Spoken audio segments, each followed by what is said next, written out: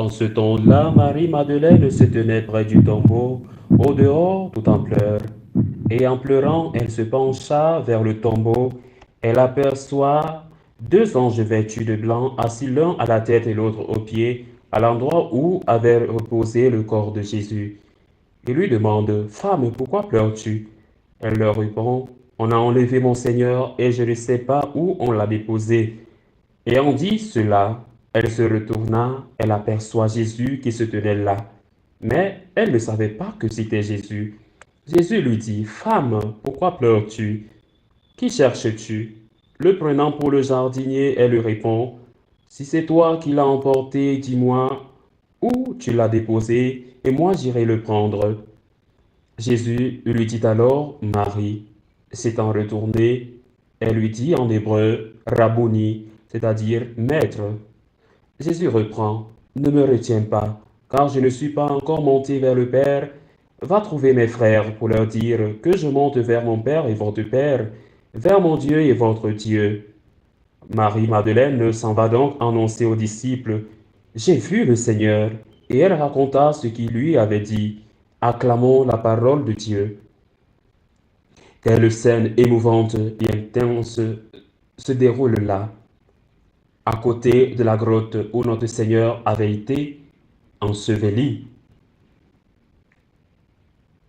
Marie-Madeleine aimait Jésus comme tant d'autres, mais elle n'avait pas la foi comme tant d'autres. Elle aimait Jésus et c'est pourquoi elle fut l'une de celles qui se tinrent au pied de la croix avec la Sainte Vierge, l'une de celles qui aidèrent à descendre la croix le corps du Christ mort, le corps brisé du Christ, l'une de celles qui le lavèrent rapidement, l'une de ceux qui ont mis le linge qui couvrait son dos et sa poitrine dans ce linge qui est aujourd'hui consacré et conservé dans la cathédrale de Turin en Italie. Le Saint-Suaire, l'un de ceux qui ont enveloppé son visage divin, humain détruit avec cet autre linge, beaucoup plus petit, qui enveloppait son visage, qui est aujourd'hui conservé dans la cathédrale d'Oviedo. Une personne qui aimait Jésus, mais qui n'avait pas la foi. Marie-Madeleine, mystérieusement, ne reconnaît pas le Christ. Elle le voit, elle ne le reconnaît pas. Quelques heures à peine se sont écoulées depuis qu'elle a elle-même déposé Jésus dans ce tombeau. Depuis qu'elle a elle-même passé une éponge sur ses plaies pour laver la grande masse de sang, presque tout en sang, qui recouvrait son corps, elle est l'une de celles qui ont versé et lavé la plaie de son côté, la plaie de ses pieds, de ses mains. Et voilà qu'elle ne le reconnaît pas. Quelques heures plus tard, pourquoi? Parce que c'est une chair glorieuse, une chair encore ressuscitée. Mais il y a une chose qui réveille Madeleine, la voix. C'est ce qui change le moins chez les hommes. Après le changement de l'adolescence, c'est ce qui change le moins. Le ton de la voix, le timbre de la voix et l'amour que nous avons souvent quand nous parlons, surtout quand nous parlons à quelqu'un que nous aimons.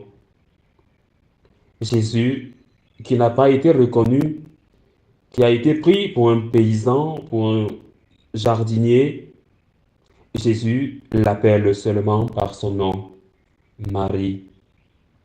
Elle réalise immédiatement qu'il est le Christ ressuscité, le corps glorieux, mais le Christ est la chair, pas un fantôme, pas une illusion, pas un rêve, comme ce serait si bien. Ce n'est pas cela. C'est oui, c'est beau, mais c'est lui. Oui, le Christ est ressuscité. Marie va recevoir une mission très importante, celle d'être l'apôtre des apôtres, celle qui annonce aux apôtres la résurrection du Christ. Mais il y a d'abord cette reconnaissance.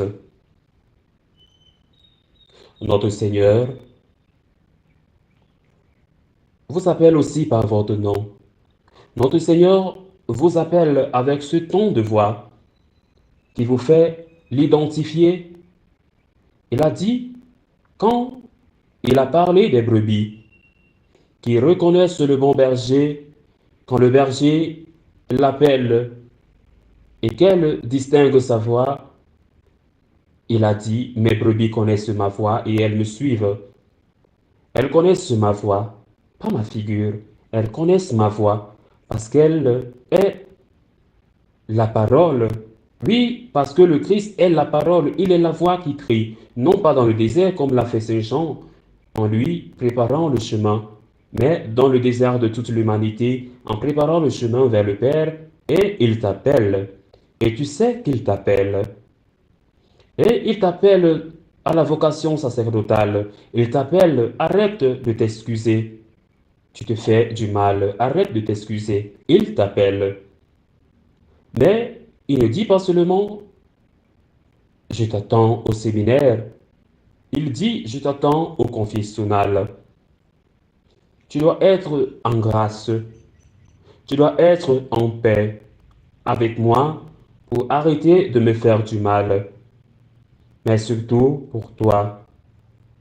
Et il ne te dit pas seulement, je t'attends au confessionnal. Il te dit, je t'attends au tabernacle. Je t'attends au tabernacle. Il te dit, il avait déjà dit, viens à moi, toi qui es fatigué et accablé, je te soulagerai. Tu ne peux pas porter le fardeau. Je suis resté dans l'Eucharistie pour partager le fardeau avec toi. Et toi, entends cette voix. Tu l'entends et parfois elle est plus forte que si c'était un cri amplifié par les magnétophones, les mégaphones les plus puissants du monde. Il t'appelle et brise ta surdité. Il t'appelle doucement, il t'appelle par ton nom. Il connaît ton histoire, il connaît tes péchés, tes misères, tes faiblesses, tes bonnes œuvres. Il sait tout de toi et il t'aime. Et il t'aime tellement que tu aurais donné ta vie pour toi si tu étais le seul à avoir besoin de lui. Vois, si tu es important, si important qu'un Dieu s'est fait homme pour toi, est mort pour toi et est ressuscité pour toi, c'est la base de notre estime de soi, que Dieu nous aime en sachant comment nous sommes. Il t'aime. Il t'appelle par ton nom et te dit, viens à moi. Viens à moi pour te consoler, parce que tu ne peux pas le faire tout seul. Viens à moi pour te faire pardonner.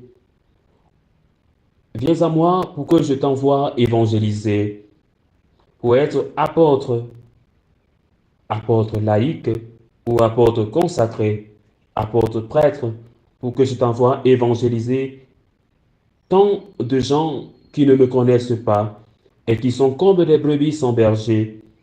Écoutez la voix de Jésus.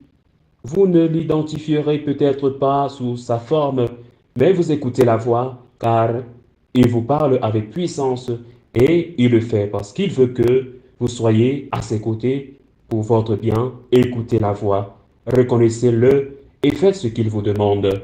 Ainsi soit-il.